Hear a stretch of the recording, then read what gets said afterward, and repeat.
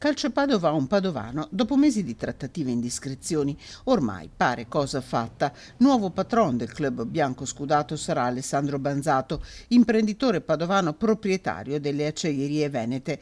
Dopo 8 anni dall'uscita di scena di Roberto Bonetto, il presidente franco-armeno Josef Urgulian è pronto a passare le quote di maggioranza.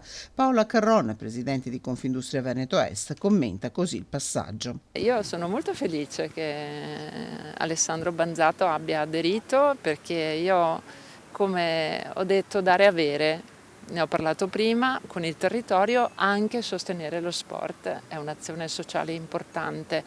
Ovviamente è stata una sorpresa anche per me, nel senso che gliel'avevo chiesto direttamente mesi fa, perché mi sembra che avesse in qualche modo lasciato il rugby e quindi probabilmente poi sono riusciti a convincerlo e quindi sicuramente l'augurio del Padova è che possa fare un buon campionato perché questa è una città che si merita, perché ha una cultura calcistica, una storia, un passato e poi io ho un legame profondo attraverso il ricordo di mia sorella. Ecco. Quindi io faccio veramente un in bocca al lupo e io penso che un presidente come Banzato possa portare valore aggiunto. Il passaggio formale con le firme dovrebbe avvenire la prossima settimana.